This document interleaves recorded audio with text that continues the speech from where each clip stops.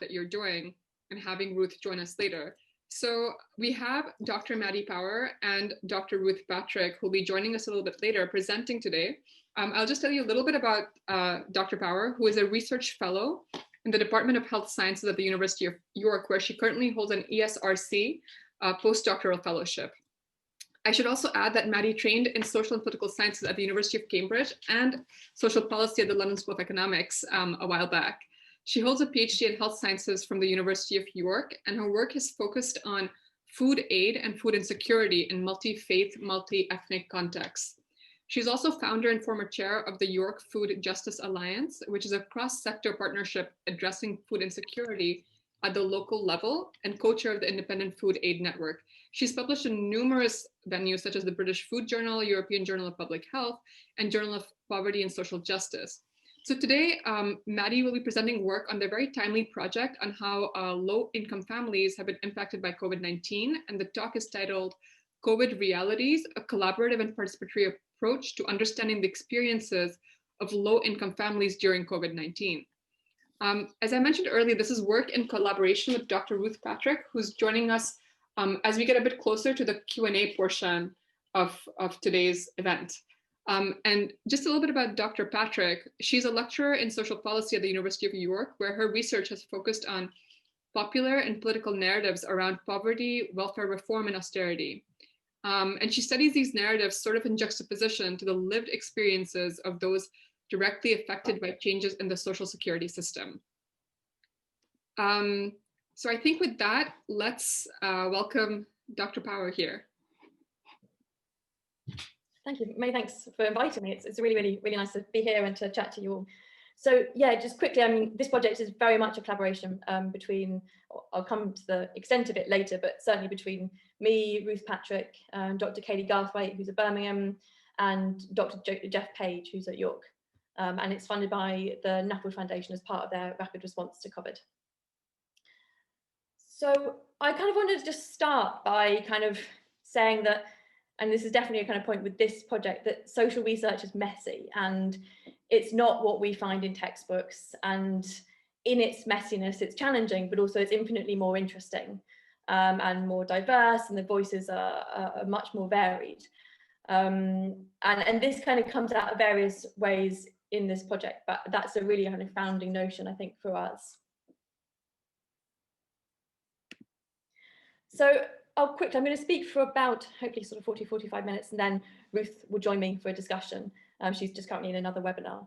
I'm going to briefly start just by talking about the starting points, our 5 kind of premises of this research. Then I'll talk about very briefly what we did, just the various work packages. And I want to spend much more time thinking about the participatory research, which is the aspect of the work that I lead on, and is the bit that I think we're really finding our way through as we go.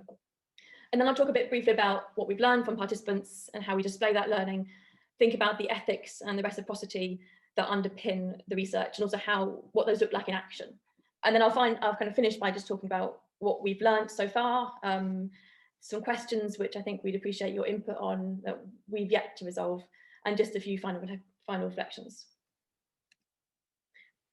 So the research project, which was developed very quickly now back in April for some Nuffield funding, has 5 starting points essentially. In some ways, we didn't probably have these right at the start, but they've evolved. But we certainly did have a participatory approach was key to the project, and a collaborative approach was key to the project.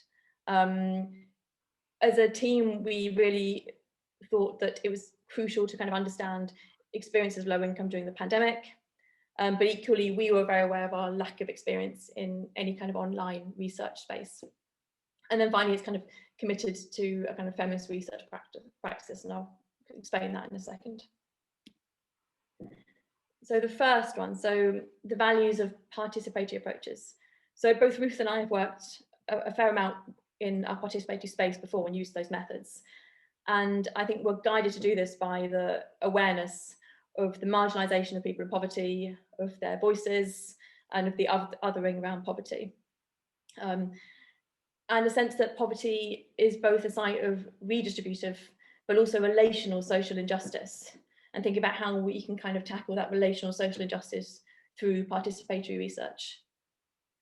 And that kind of influenced by Lister, I think we're both very influenced by Ruth Lister's research, that poverty is equated with misrecognition, with the absent, and with the silencing of voices. So we see participatory approaches as an approach that can value a wide variety of expertise and different types of expertise. And also that it's an approach that can not only have kind of more robust research because it is valuing different types of expertise, it is broader, but also has a much greater potential for impact. So that's both at a local level by actually working on the ground with local communities, but also at perhaps a national policy level and thinking about actually the power of participatory approaches when you're working with policymakers or politicians and having that direct experience. I think is something that we're increasingly finding in this project is the power of those voices.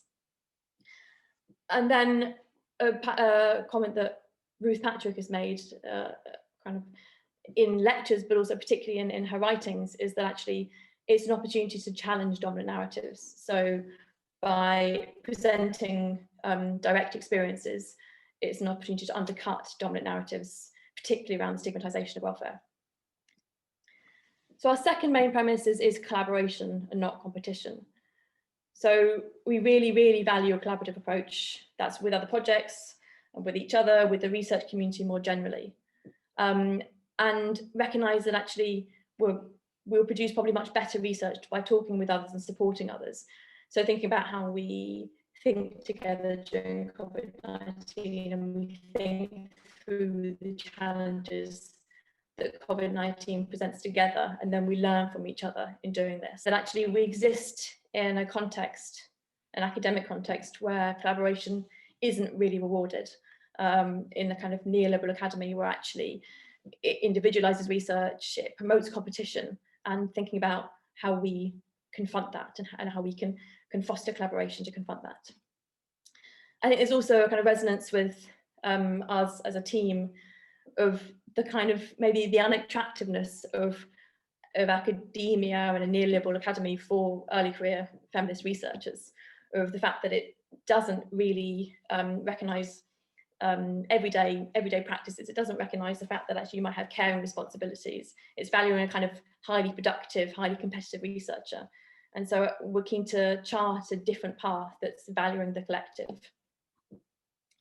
But then simultaneously, I think there's a recognition that genuine collaboration can be really challenging. And there will be different voices and competing voices.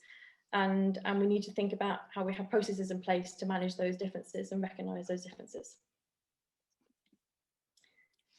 So the third premise is the importance of researching poverty in a pandemic. There's been a narrative, I think, at least initially, about COVID-19 being the great leveller. So we're all in it together, and the Prime Minister and the Prince of Wales can both get COVID.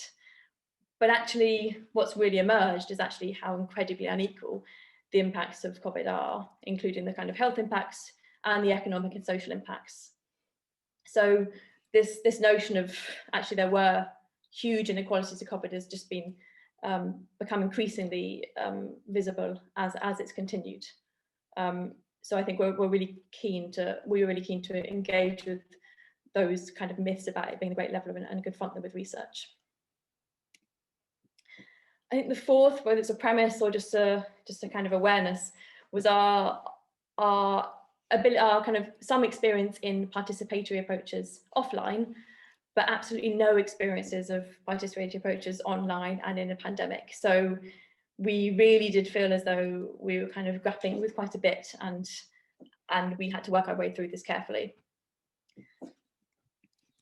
And then finally, the other really ethics that underpins this project is feminist ethics, particularly ethics of care and ethics of reciprocity. So thinking about how we put those into action in the research. And I think we've all been kind of, as a research team, influenced by Anne Oakley in her commentary around interviews. The way that interviews can be presented in methodological text or even in write-ups is quite artificial and actually ignores the relational aspects of qualitative interviewing or qualitative research in general.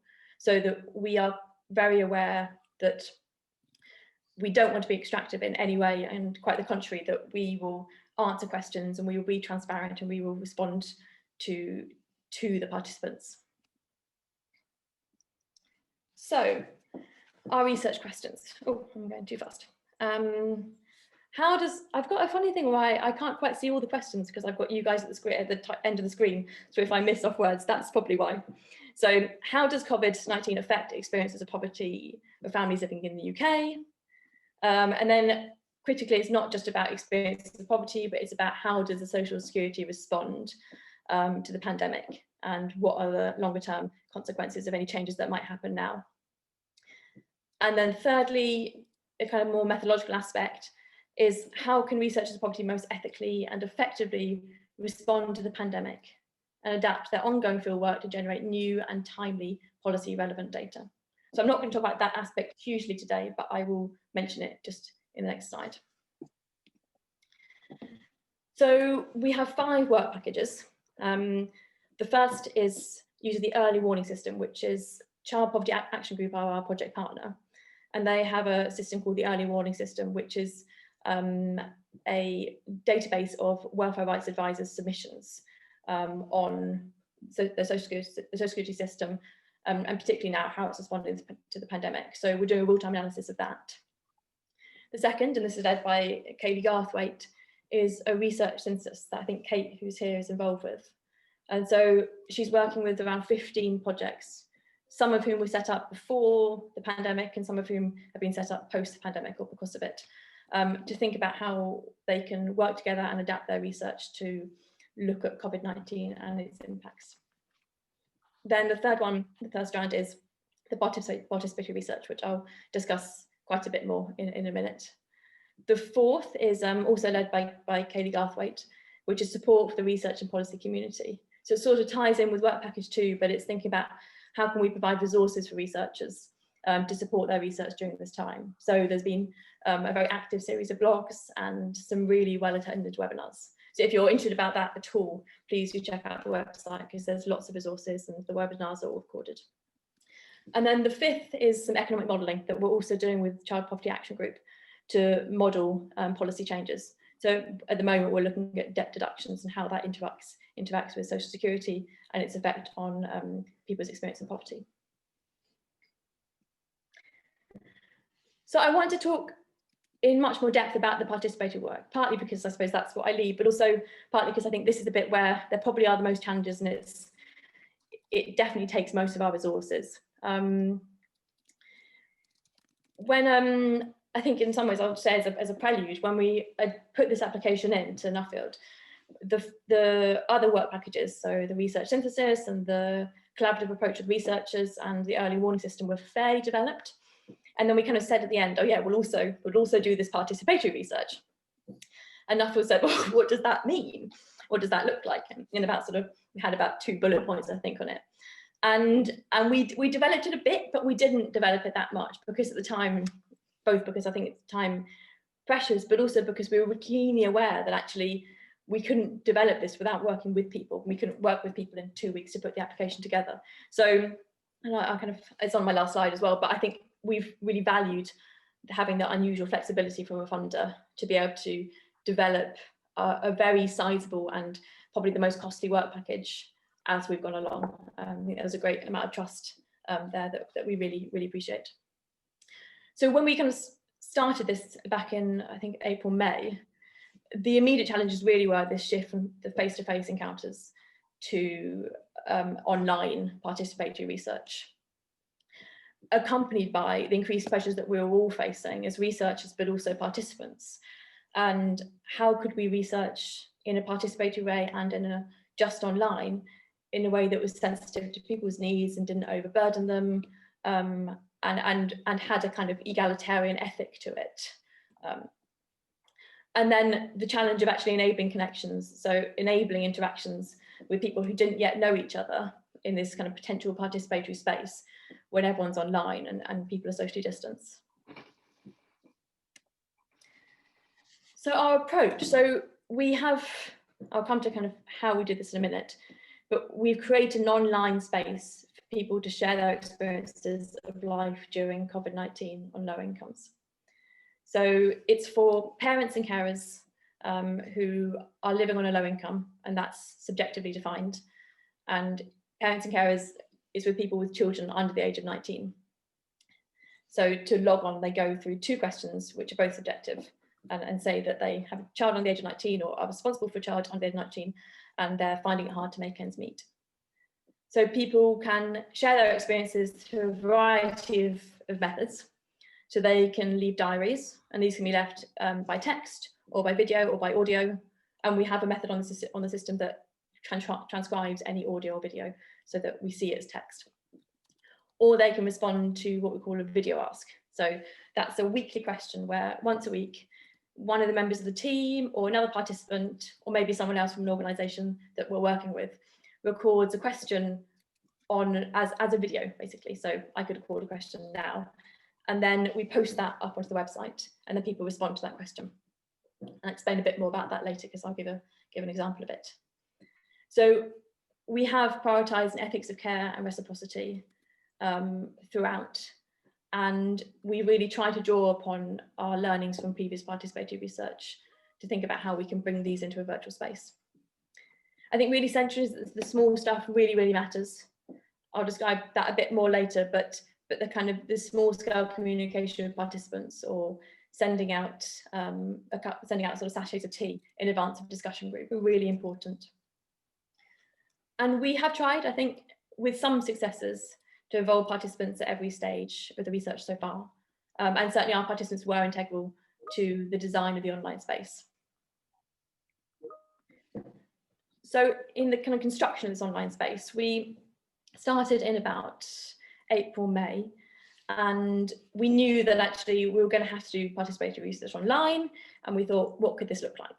So we worked with a small group of people who had direct experience of poverty, and some people who had experience in participatory research already, to design what we call an app, but essentially it's just a kind of website, but it's just for participants. So we worked with a tech designer who came up with various iterations. So we'd have a first iteration, he'd send it to the team, and then people would respond by type forms, so kind of short surveys.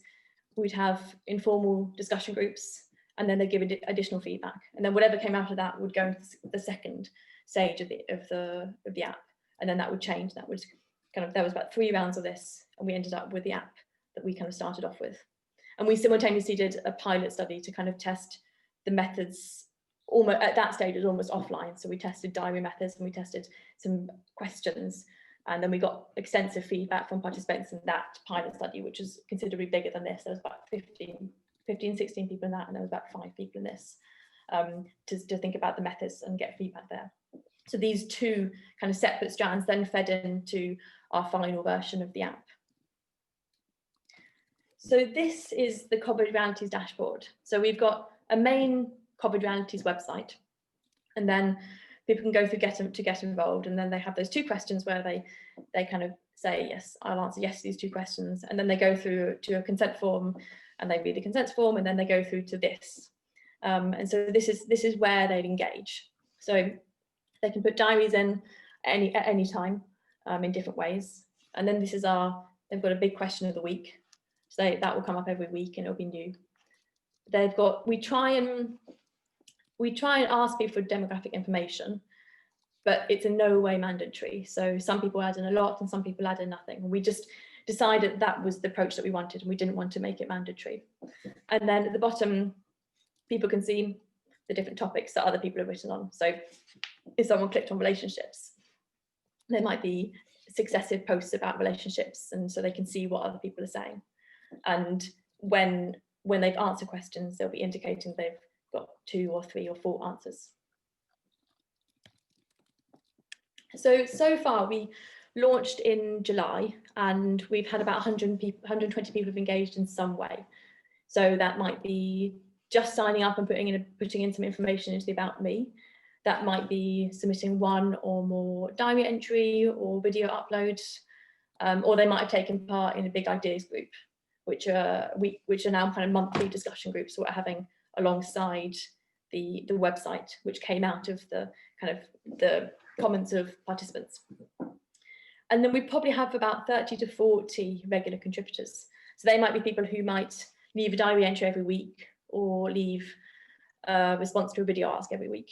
Or they might dip in and leave a diary entry every day for a month, and then they might not participate for a month and they might come back. But it's totally up to them how they participate and the kind of the rate and the quantity of their participation. So we have very much a large majority of participants are female. So this is from the people who have given us demographic information. And most of them seem to be single parents. And it seems to be kind of very much a majority white. So when we're asking about, this is a project that's about low income families, and it is looking at social security, but we don't want to kind of exclude or include people on the basis of actually whether they're on social security or not. So we have a question that broadly gets at low income, but actually we do find that participants are in receipt of a range of benefits. So UC, ESA, child benefit, carers allowance. We won't ever really be doing any kind of really close demographic analysis, just because it would be misleading, and because that's not really the point, but it's very useful just to contextualize some of the comments, to have that kind of data. So in terms of engagement, we probably have about 70 to 100 posts per week, but that can vary. And we have about 750 posts overall. So a key idea of the project was that we would create a live archive of data. So when participants go onto their app and they fill in a diary or they respond to a video ask, they can say whether they want it to be public or researchers only. And if they click public, it goes onto our main website. And so it's essentially a live and rolling archive of data. I'm not going to spend kind of much time talking about the key findings, because I want to talk about the various kind of methodological aspects and challenges. But in terms of the major themes coming out, we're certainly seeing the challenges of getting by during COVID, because the rising costs that parents are facing is a particularly strong theme. And so we're thinking with participants about the policy implications of that, and actually that families have been relatively neglected so far in the conversation, and how can we think about policy responses, particularly for people with young children, people under 19.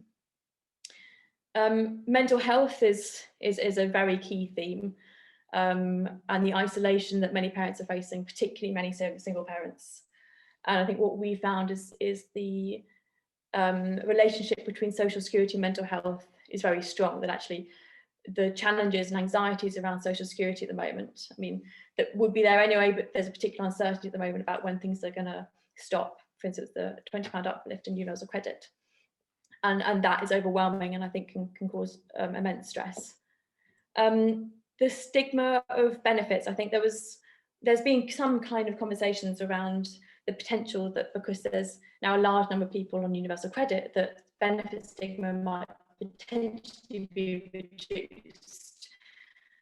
But what we found really coming out is that the stigma of benefits and poverty remains very prevalent and strong, and that actually sometimes policy has actually exacerbated that stigma. So we had examples where the Eat Out to Help Out scheme, for example, because for just a kind of technical difficulty with the school system in terms of how they process that money, it meant that the people who were the children on free school meals had to go before the other children to the canteen to get their dinner, because they couldn't process the payments easily if everyone went at the same time.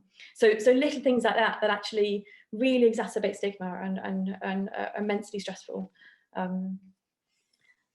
I've got a few slides at the end, so if we have time, I might talk a bit more about learnings.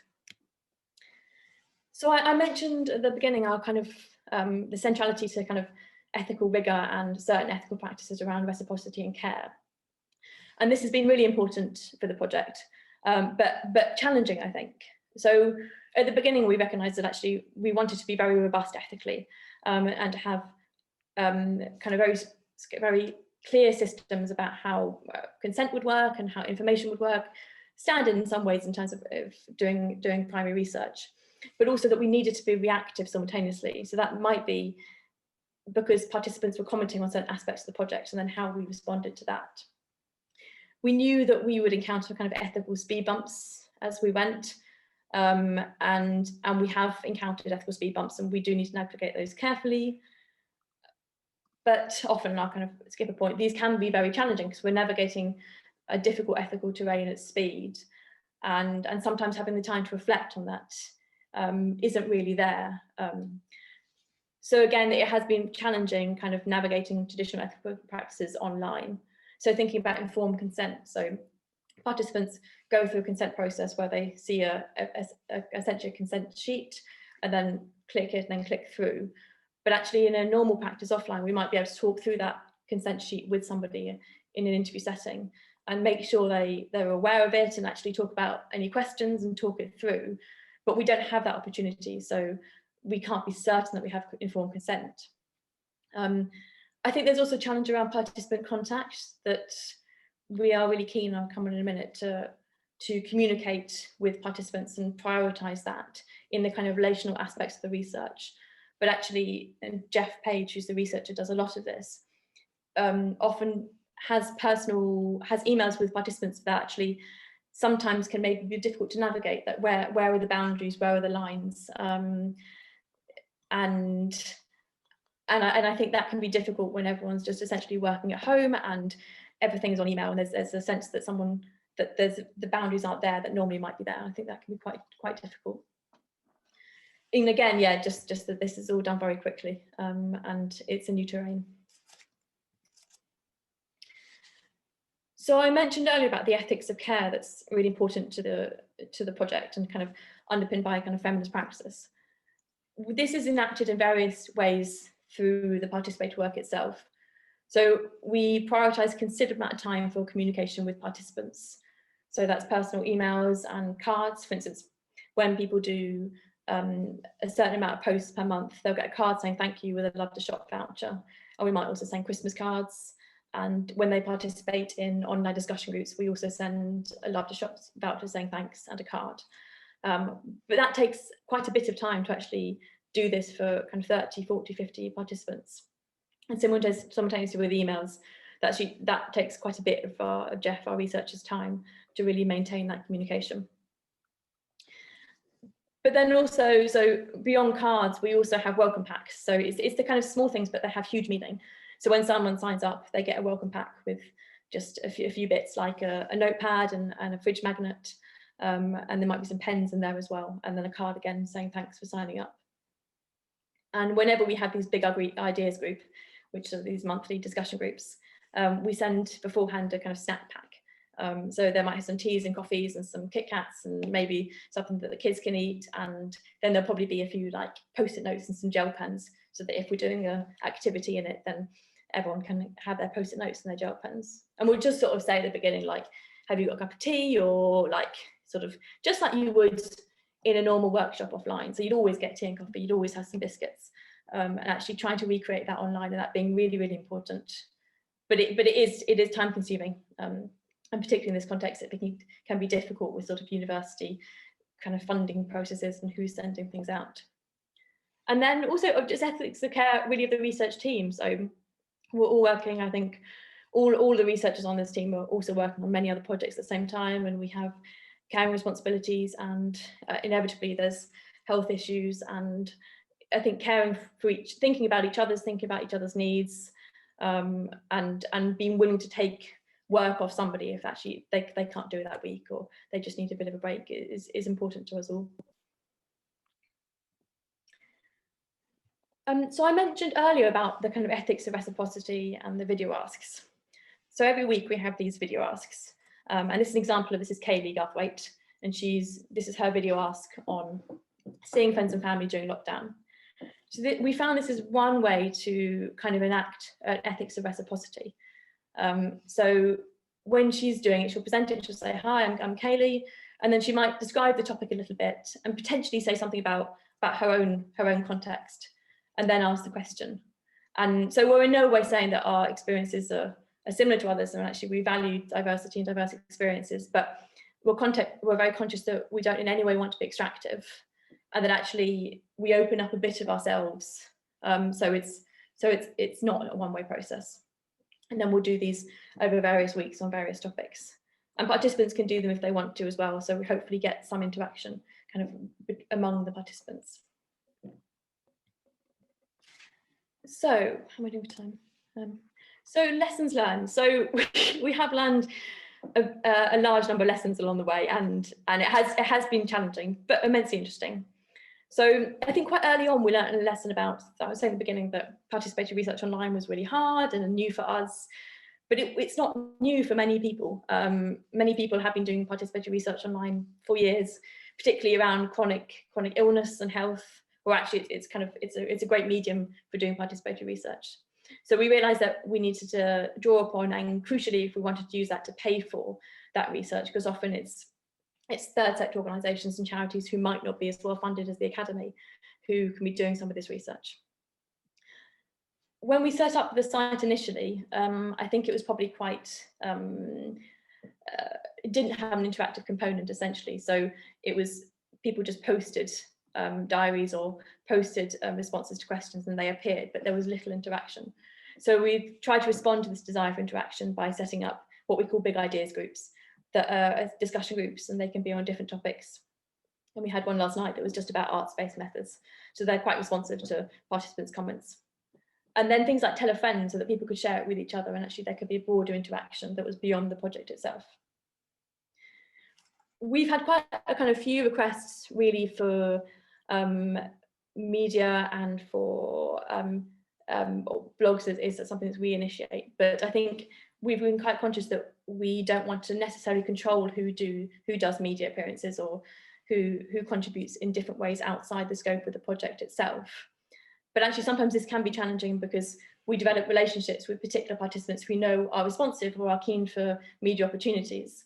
So we've tried to kind of democratize these additional opportunities by putting them out to all the participants. So I'll show in a second, we've got a kind of notice board on the dashboard where we'll put up new opportunities, then people can respond. And then once they respond, we'd kind of talk it through and see if they're happy to. But I think not kind of us having the kind of ownership over those additional opportunities is something that we've been conscious of and keen to address. So we recently launched what we call kind of version 2.0 of the dashboard, which was in response to feedback from participants and comments and our own learnings. So it's quite similar really, but it just has a few different elements. Like there's a notice board at the top that will put things like if a journalist gets in contact, and we can put it up there and say there's an opportunity, or we're looking for a blog on this topic, would you like to do it? And then tell a friend is key, so people can share it with other people. And we've also just adapted things like with the All About You section, people can see the progress they're making. So just small things, but things that people might have flagged up really. And we've kind of got this thing that we call diary style. So someone's kind of written a lot in their diary, we'll just kind of put it up on their dashboard, just to kind of recognise and respond if someone's really engaged.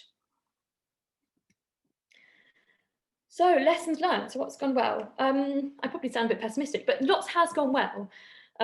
We worked with a fab website developer, Tom, who built a system with our group of participatory researchers that was accessible and fun, and people seemed to engage with well.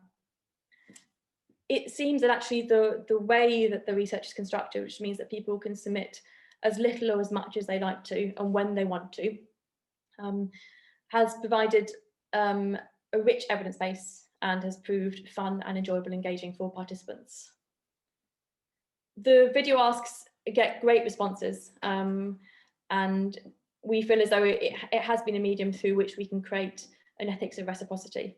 And it's evolving all the time and changing all the time, but it has been something which has been productive and successful. I think we've really allowed time to build human relationships through personal emails, through cards, through welcome packs and discussion groups. And we definitely, I think, have a strong group of participants with whom we have contacts, and there's relational aspect, which means actually, particularly with the big ideas group, we had one last night with about 25 people, that it's a kind of unexpected level of engagement, I think, through those kind of forums. And again, I think we've created genuine human connections where there's been quite a few media interventions funded by participants. So we had The Guardian, we had the Today Show and Women's Hour. And actually we're getting to a point where participants are funding all those media interventions.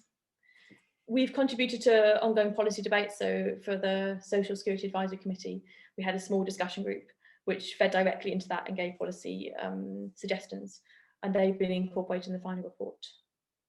And again, I think just the value and importance of a supportive and flexible funder has been fantastic to let us really develop that work and be adaptive as we needed to be. What could we have done better? Again, this point about, I think, paternalism is a concern for us of where do we intervene, why are we the ones that speak, and why am I here and not a participant, is really important. And how can we get that balance of being genuinely participatory, but also doing research that meets our funding requirements in a very short space of time? There can be a difficult line to tread. Facilitating connections between participants, I think we could still do a better job on that. The way that participants' diaries and responses appear are very static, and people can read, participants can read each other's, but they can't respond to it. So there is a static element there. And we did debate earlier about kind of having more discussion forums on the website, but then I think we were concerned about whether that was the best place for interaction. And we have found that discussion groups are very successful, although we do facilitate discussion groups at the moment. So again, it's us who's controlling potentially when they happen and what the conversation is. We certainly could do better about inclusion of people without the internet or access to a phone. At the moment, it is only online. We've made some postcards recently that people can write on offline, and that's one form to engage offline, but that's our first form really. And then again, inclusion of people of English as a second language. So it is all in English, and at the moment we don't have funding for translation costs. So that could be a considerable barrier to people being involved. So unresolved questions. I mean, these are just two of many really, but I think key for us at the moment is what is our approach to analysis and how can this be as collaborative as possible. So we do now have a huge amount of data, but we really are keen for our outputs in whatever form to be collaborative. We had a really great discussion group last night where we talked to participants about what their preferences were, and actually arts-based approach are really kind of popular. So we might think about that, but then I think there's a question that was raised by our participants about the messaging that might come across through arts-based approach, and can it be as clear as we want it to be for policy change? And then really crucially, because we only have funding until October, is what happens when the project ends. So we've got kind of 100 people who have engaged in some form, 120, 30 to 40 who are really engaged. I mean, COVID's not going to end in September and October. So, and certainly in terms of these, the kind of the inequalities which it's brought will very much persist. So what happens when it ends, and what's our involvement in that? Yeah, and just a few final reflections really. So I think I would emphasize the value of participatory approaches for any research, but in this context particularly, that actually bringing together diverse experiences has created and led to an exciting and innovative and fun platform that people enjoy using. And working with people with direct experience of poverty is a way to challenge dominant narratives, dominant myths and stereotypes around social security and poverty. And there seems to be appetite that actually from policymakers and from some politicians to interact with the project because it has direct experiences. So the transferability of core principles of face-to-face participation to the virtual world is challenging. Like it is challenging, it requires thought and care, but it is possible. And I don't think in any way we would say we've got the kind of the perfect approach, but it's an approach which at the moment seems to work, and it seems to work for participants. And then I think finally is just that the impact of participatory research and the way that impact is conceptualized needs to be extended to kind of think about the impact on all those involved. So something that we've been really pleased about, I think, is actually the impact of participating in the project on participants, and what they fed back to us, and how it might have actually been a way to tackle their isolation or improve their mental health. So these are just a few quotes from some of our participants reflecting just the value of being involved in the project, and reflecting actually the importance of the small things like sending out packs and talking to other people, to have a sense that they're not alone, and actually they might feel isolated on a day-to-day basis, but they can be part of a wider community. Thank you very much. And these are a few just links if you want to see the website, and a couple of briefings that we've written from, first of all, the pilot study, And then second of all, some of the experiences that are coming out through the website itself, particularly on social security. And as I said before, if you want any information on the research collaboration and support, do check out our website and have a look at the webinars. I think they've been really, really helpful for people, particularly around kind of interviewing during COVID and questions like that. Thanks very much. Thanks so much, Maddy. So I thought I would open the floor for questions. I have a lot myself, but I'm not gonna take that liberty just yet. So I'll see, and if you have questions, maybe you can just use the raise hand function or post it in the chat, if that works. Yeah. Shall I stop sharing my screen? Is that better? Yeah, sure. Okay, so we have a question from Magda. Magda, why don't you unmute yourself and just ask the question, if that's okay?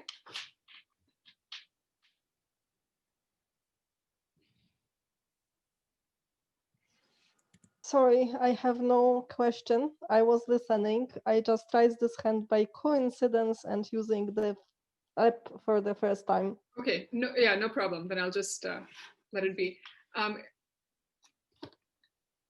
Okay, then I am gonna get started then, just because I have several questions. So, I'm so curious about this issue of a sort of feminist practice of kind of caring and kind of feminist practice and qualitative methods. And I'm curious to get your thoughts on this idea, with feminist ethnography and qualitative research, part of it is that, you're building human relationships, you're demonstrating care through that way, through this kind of investment. Yet I keep thinking also about Judith Stacy's 1988 article, the one about can there be a feminist ethnography, where she talks about how feminist ethnographic methods, because they are about kind of building relationships, they also open up people for exploitation and abuse and sort of abandonment or betrayal by the researcher. So I'm just curious about how you guys thought about this for this study, for this kind of work that you're doing. Before I answer that, I'm just going to very quickly introduce Ruth, who's just arrived from, very, very kind of her to come straight from another webinar. This is Ruth Patrick, who's a lecturer in social policy and is PI on the project and has huge amounts of experience in participatory research. Thank you. And just to apologise as well for being so late. I had like a clash with another webinar, and I wasn't even speaking at, I was just organising, but I had to be there. So my head's completely frazzled from trying to like manage the chat and everything. So, but yeah, so thank you. Thanks, Maddy, for introducing me. But yeah, so to your question, I think we have been very conscious about that, and we're very aware of the vulnerability of many of our participants, and many of whom have talked about experiences of domestic abuse. And then actually, I think in some ways it's just been a process to navigate it carefully and to be aware of kind of signposting. Ruth, how would you respond? Yeah, so I think that there that kind of, I suppose there's a kind of danger, and I think with the kind of reciprocity thing, that is it like a false reciprocity, or like when there's a sharing, like so there's, I think through the project, one of the things that we're doing is that we're sharing our experiences as well of the pandemic, as other people are sharing theirs, but we're not sharing everything, and so I suppose we're probably deliberately keeping some things back. So I think there's definitely a particular kind of perhaps ethical danger about people thinking, they're sharing a great deal, and or with us, and that are we assuming that we're sharing the same. So there's kind of difficult ethical boundaries to navigate there, that we're sort of very conscious of. So Kate has her hand up, and then I'll go to Nimesh after Kate. Hi, Maddy and Ruth. Thank you, Maddy. That was so interesting. I similarly have loads of questions, but I'll only ask one question. Or maybe two questions. I had a question about you were saying, Maddy, how your participants self-identify whether they're on a low income, kind of one of your screening questions, and it'd just be really interesting to hear a bit more about how that matches up maybe to other ways that you might measure poverty. So this kind of subjective assessment, how does that match up to people's sort of objective financial circumstances? And do you find that there's that maybe also then you have participants who for some other reasons are more willing or comfortable kind of self-identifying as struggling. And that linked to my second question, that you've got a really heavily female sample, and sort of why do you think that is, and how does that relate to what you're studying and how you're studying it? Thank you.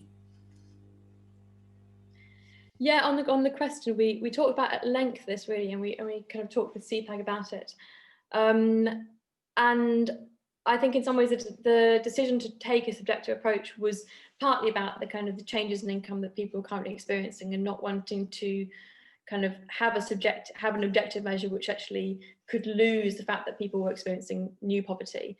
What would be really nice if we could match that onto the demographic information, and to some extent we will be able to have a look at it, but we won't be able to have anything that's kind of really robust and can give us an answer about whether or not we've picked up a cohort which actually is perhaps on UC or is on what you class as being on a low income.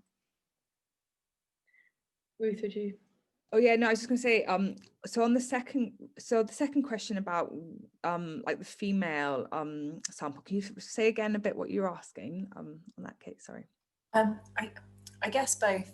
Do you think that relates to the method partly, that it kind of, for whatever reason, you find that women are more likely to select into a project that's inviting engagement in this way, or is it linked to the subject area, that kind of asking people to talk especially about family life, you then find that that's female voices that are kind of comfortable or wanting to articulate that? And yeah, I think, and like Maddy may have a thing, but it does generally kind of veer, you know, there does seem to be more of a slant towards women wanting to do that kind of work, that kind of activity. And I mean, obviously with us, we're using like a diary method as well, which is probably something that's preferred by women as well. But I think what I've found in kind of participatory work over the past like 10 years is that, you know, we generally get, it's like some men, but disproportionately, you know, it's women, and it's women who are also talking about kind of coming together. And, you know, not, I think Maddy will have spoken about this in her presentation, but we can't do it physically. But, you know, that kind of virtual coming together and that kind of experience of connection and solidarity, that's really important. But I mean, and that's why relocating that within a kind of feminist ethic, I think, is really important as well. Yeah, no, I think we initially had this thought in our pilot study. We did a small pilot study, about 16, and they were all women. And then this was flagged particularly by our male researcher. And I think there is an element about the diary method maybe being something that's more attractive to women, and they do enjoy it more. But also, I suppose we have a lot of single parents in our sample, and we know single parents are more likely to be women. And maybe there's something about particularly that what the participants seem to enjoy is the fact that there's a sense that they're not isolated. And so if these kind of factors, them an attraction to the project is that they're not isolated, and that it can be a way to engage other people, that maybe it's something about single parents and actually that being something that's particularly useful and helpful for them. So I'm gonna, if it's okay, can I read out a question from Nimesh, who asks about the research reciprocity and ethics, and he's asking if you could talk a little bit more about the ownership of the data, especially considering the recent criticisms about the calls for accountability towards research participants. If and to what extent the research participants, carers, parents, etc., have a role and control over the ownership, use, reporting, and publication of the data. Do you want me to take that one, Maddy, and then do you? Yeah, you go first. No. Yes, I mean, I guess there's various things we could say about that, but I guess so one of the kind of key things I'd say that is in terms of the data that's shared through the online kind of app is that people are you know, they're invited to kind of make decisions about how that data is shared to start with. So they choose their own alias, so their own name that they kind of want to appear under, but then also they make a decision about whether they want the data reshared onto the project website, or if they want it to be kept for kind of use by the researchers alone. And what that means, and as Maddy will have set out in her presentation, is that we're creating this kind of live archive through the website of the and it's kind of in its raw form of the data and of people's experiences through the pandemic.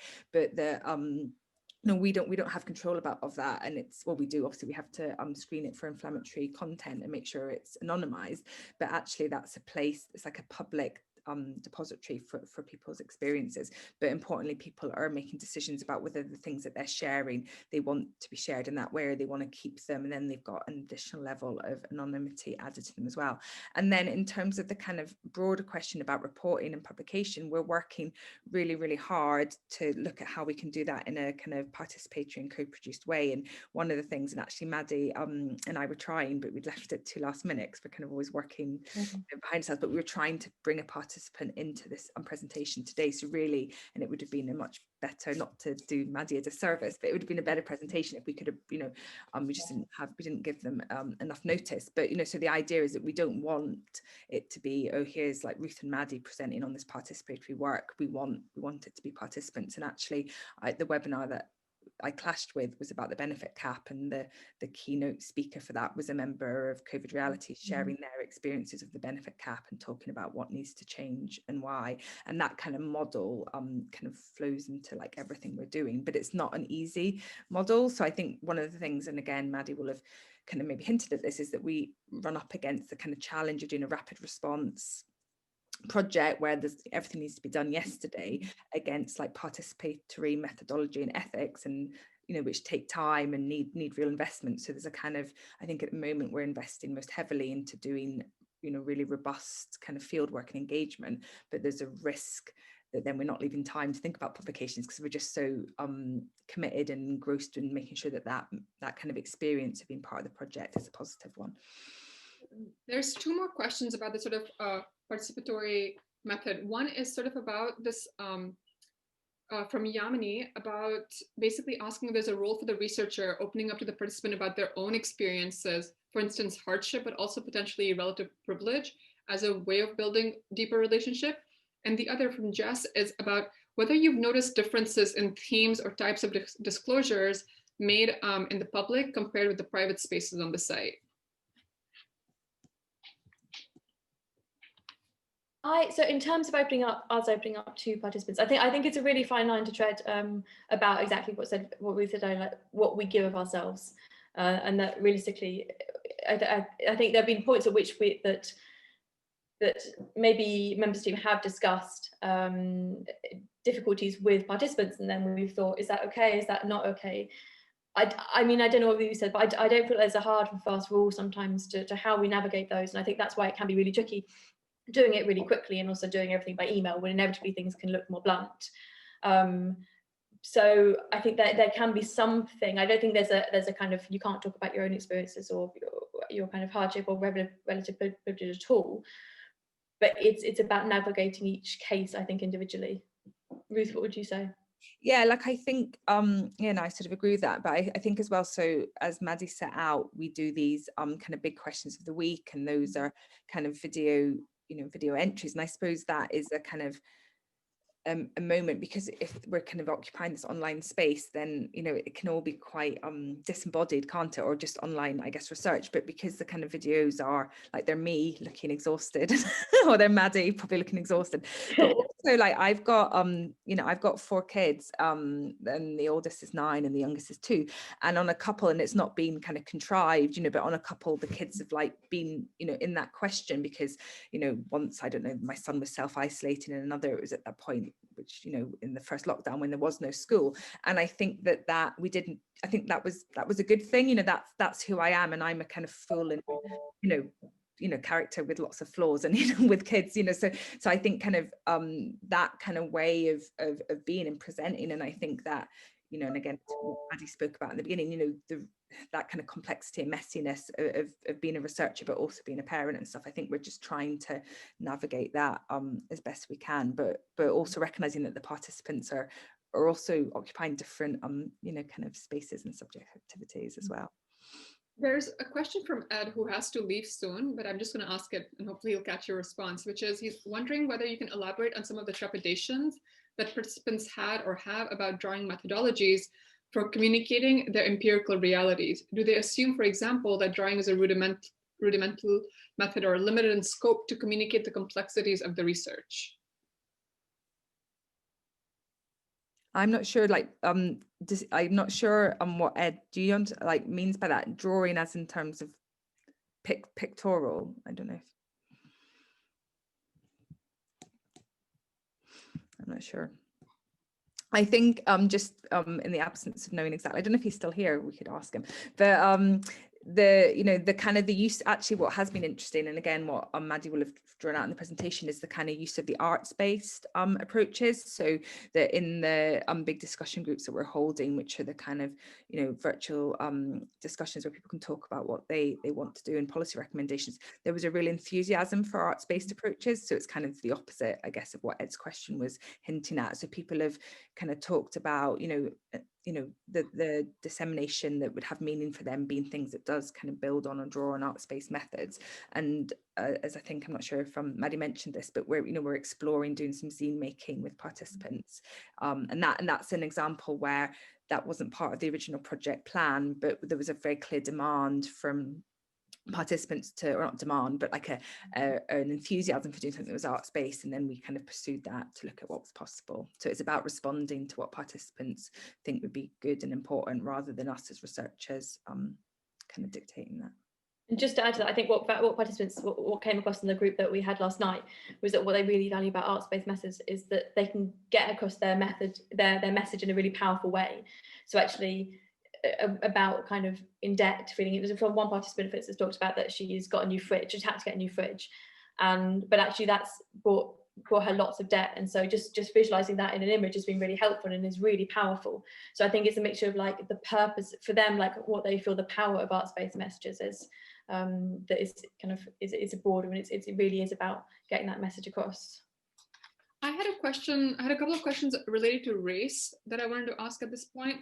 And I wondered if you could tell us a little bit more about, why you think that it's, because it's overwhelmingly white, right? Like it's, I think 89% white. Why you think that is?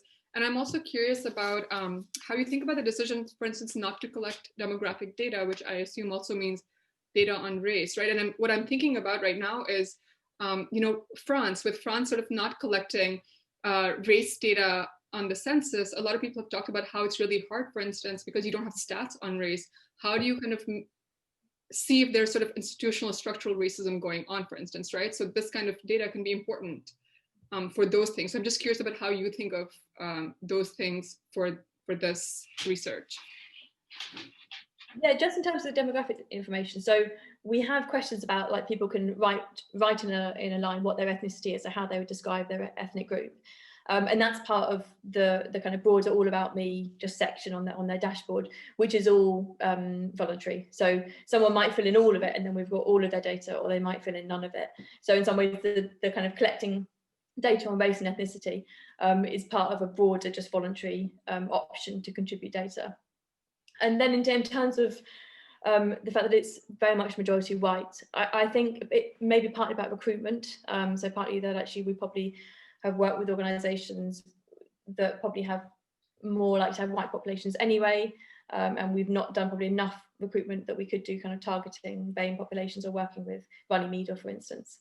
I think we've also, a potential issue could certainly be the language issue that we've not addressed at all, really. So that could potentially be excluding a considerable group who don't feel comfortable engaging with the dashboard and with the website. Just speaking of the recruitment, there's another question about that, which is just sort of asking if you can tell us a little bit more about how you find the participants, and how do you think doing online research has impacted, I guess, who's participating and how you're recruiting? So just in terms of the recruitment generally, what we found was kind of the best approach for us, I think, was using very local networks. So actually kind of really valuing the local, and actually what is the offline networks to essentially recruit for an online project. Because when we initially started recruiting, we were using quite broad national level networks like Citizen Device, and actually didn't really work at all. So actually tapping into networks that we might have already had, and people's really local networks on the ground that were offline, meant that people then participated in what was just an online project. And Ruth, have you? Yeah, no, just that I think on the recruitment, like as sort of Maddy says, that we've sort of worked with lots of organisations.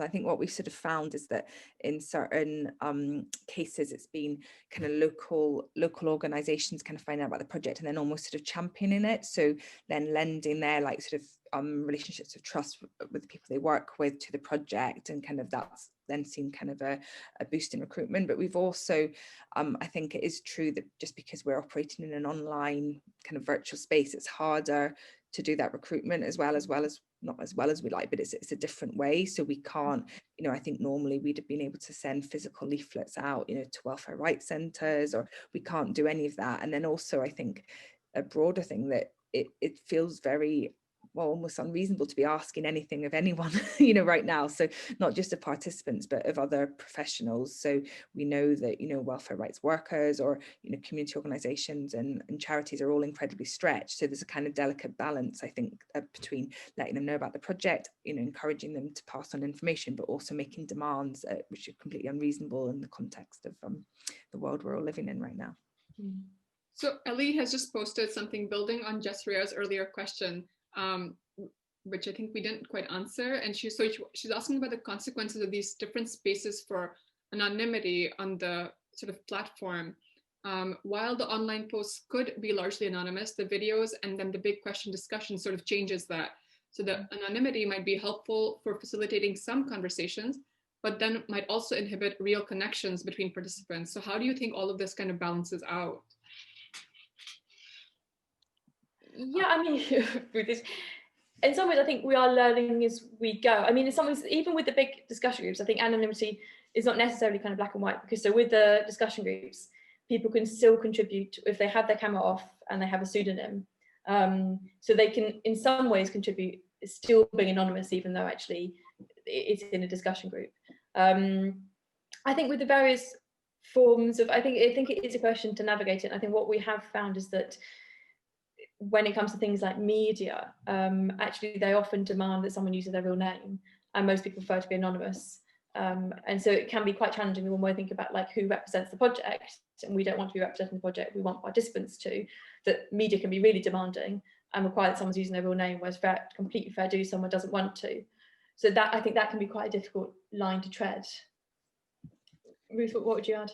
Yeah, but also just about having like flexibility for participants. So it's about participating in the different ways that people want to. So, so what we have is we have the opportunity, if people want, they can kind of share, diary entries and then never participate in a big ideas group, throughout the project, or they can participate in the big ideas group. They can, do stuff in the media if they want to, or they cannot if they prefer not to. So I think it's also giving agency to the participants. And I think there's a danger sometimes that we're very paternalistic in the social research community, and we think we know best. And I think actually giving, so it's about saying these are the opportunities to be involved, and there's a range. You can do as little as much as you like, and I think that's quite a positive way of working. Just the other thing as well is it's about being creative. So one of Maddy and I are speaking at a webinar in about 10 days time about kind of different diary projects that have had a focus on COVID-19, and we've got a participant who is very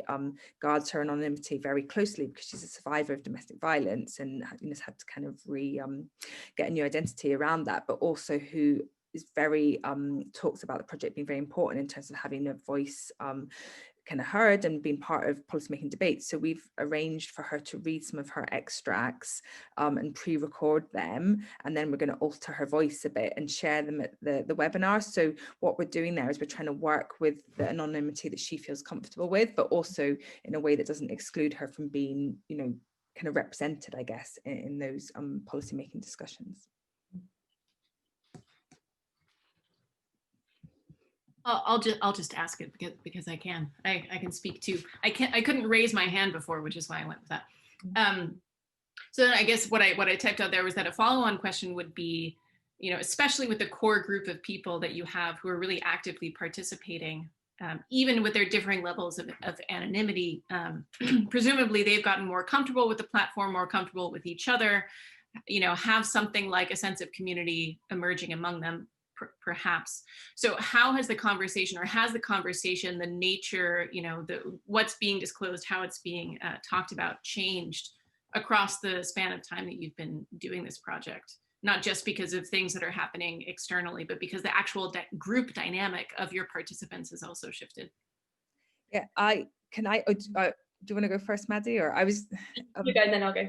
Yeah, I think it's quite a tricky one for us to answer, because so far there's been 3 big ideas groups. So those are the actual coming together in an online space. And the last one was last night, which was my child's 2nd birthday. So I didn't get to it, but Maddy did. And then she hasn't been at the earlier ones. So looking at how they've changed over time, it's almost an impossible thing. I think my kind of instinct of having been to the 2, so just, 2 following each other, is that, yeah, definitely people are getting to know each other better. And then that's encouraging a greater sense of trust, but also it's like a shifting, it's a big enough project, I suppose, with a large enough number of participants that there's not the same people there every time. So I think there's always that sense probably that you're talking to a stranger. And so I don't think it's like, so I worked on another project, or I still do, on universal credit in Northern Ireland, which has got a really small group of people now that are, have direct experience with universal credit, and they've been working together every year. And yeah, in that case, it's completely, those relationships are completely changed, and there's all sorts of kind of peer support happening, but it's not, this is quite a different project in that regard. Maddy, did you want to say anything else? Or yeah, I think just to add to that, kind of basically that exactly that, I think we're increasing it in a core group of people, a very small group, who actually are becoming increasingly outspoken about kind of the myths around benefits and like the messaging that they want to get across. And the experiences of isolation at the moment, but I think that is probably the same core group, and then we have people kind of dipping in and out of it, like it kind of the group last night. We had the core group that are quite loud, and then other people who are sort of dipping in and out of it. So what we found quite successful is that we have these discussion groups, which last night, for instance, was quite large. It was 21, but then we have breakout rooms within that, which just might be kind of 5 to 7 people-ish. And actually in that forum, at least the one that I chaired, people are, I think, quite comfortable, and actually they can be a support network in various forms, whether it's sort of speaking about the kind of stigma of benefits and actually debunking that, or whether it's just someone saying, actually, have you heard of this organisation who can support you getting white goods, for instance. But I think that I would say that is developing. I have a question just kind of more broadly around the ethics of care again. And this is something that's coming from, so I teach a qualitative methods course here. And this is something that came up when we talked about ethics and reflexivity and so on. And I think it's a good question. The question really is, given that when we are doing this kind of research, which is immersed in communities where there's a lot of human interaction, where things like domestic violence or other issues of isolation and so on do come up, what do you think about, usually we're not necessarily trained with the kind of counseling, that therapists have, or even that, you might have to do if you're going to go work a domestic violence hotline, for instance. So what do you think about that? Why is it that we don't have that in qualitative research? And do you think there's a benefit to it, given that even like the most benign interview may lead to kind of sensitive disclosures, for instance? I would say it's a problem. I think that isn't well taught, I think, methodologically in the academy, and not in any way that we should be the counsellor, or we should be responding, because we're not in any way qualified to do that. But so it is a question of signposting, but I think there can also be just even the use of language, like what language should or shouldn't be used, potentially, perhaps when you're talking about mental health, or what language might be useful and not useful for people. In the context of the project, where we have clear signposting when we in terms of assisting people with that, but we wouldn't probably try and assist them ourselves. Ruth, would you?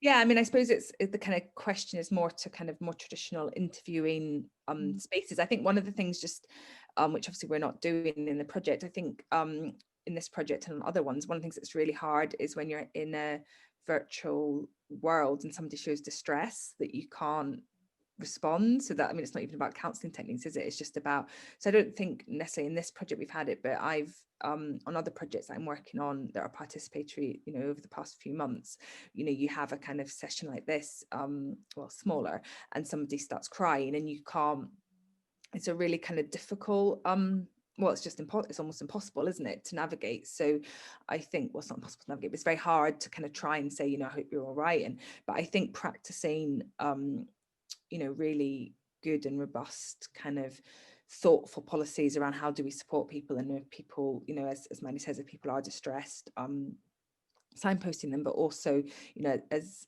we sort of talked about, people are participating in different ways, and if they are kind of giving of themselves in a way, like through, say, presenting themselves or in a media, you know, making sure that there is kind of checking in. And I think that is more as a researcher, it's not in any other capacity, but just saying, you know, how did you find that, you know, and just not forgetting. So I think there's a danger that we're all, when we're sort of under stress and busy, we don't do those things, but actually they're probably the most important things of all right now.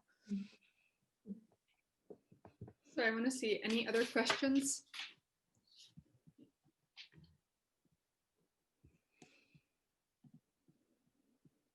Okay.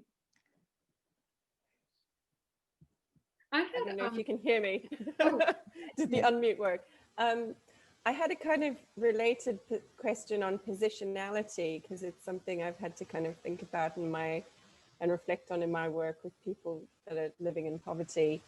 And I was wondering how that shifted, moving from a kind of personal, I guess maybe more university sponsored type of environment into a more online forum where you're in your home. And I was wondering how that might have shaped the project and the responses you're getting from participants. I think it's a really good question. I don't have anything like very like sensible to say about it. Just like that, it's quite. I think we just have to make. I don't know. Like, I think for me, it's partly about what the positionality and the what one feels kind of comfortable with. But there's something. I guess there's something exposing, isn't there, about being at home and you know, I've definitely had kind of incidents where I've been kind of doing something both with participants, but with, I don't know, the research funder, and then something happens, you know, like, I don't know, like even just like a ring at the door. It's like the tiger who came to tea. Somebody comes to knock at the door and you have to go, and then you realize, oh no, I've just shown in the Zoom that I'm wearing jogging trousers. So I think there's something, I think you feel more, yeah, you feel more exposed as a person. But actually, if we're trying to do this research where we're saying that, you know, we are, so we're thinking of our positionality both as a woman, as a researcher, as a parent, you know, then I think it's not a bad thing. But I also think, and that's something, you know, when you're working with a bigger research team, it's about everyone, you know, everyone's got their own positionality and their own kind of, you know, way of doing that. And some people may feel more and more comfortable, you know, so, you know, some of my colleagues at York, they put one of those formal like logo backdrops on whenever they meet, because they don't want anyone to see, like, you know, which is fine, you know, which is a kind of it's a profession. So they're like, actually, I really want to secure this professional image that I am, you know, Professor XX, and I want this backdrop because I don't want anyone to see the, I don't know, whatever, you know, whatever it might be. What do you think, Maddy? What? Yeah, just that I think that it potentially could have contributed. So I think it could have been helpful in creating this sort of a reciprocity with participants, that actually they can see that we are at home. And but I think equally I think it can create difficulties. I think people who probably work in the third sector feel that when you're doing a project which is dealing with kind of people's experiences all the time, and some of them can be kind of distressing, or certainly for them, but as a whole, when you're at home, there's no ability to kind of escape from that research. And I think because it's all online, things can come through all the time. So there isn't the ability to kind of compartmentalize at all, in the way that there isn't anywhere with our work now that we're all working at home. But I think particularly with something when you're reading and responding to experiences, yeah.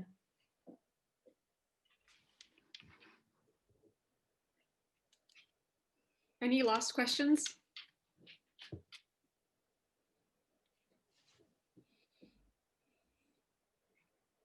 In that case, I would just like to thank you guys so much for taking the time out and telling us about this really kind of such timely and relevant research, and such novel methods as well, and thoughtful methods. So that's really, yeah, thank you so much for your time. Well, thank you very much for having us. It's been really, really useful, and thanks for all your questions.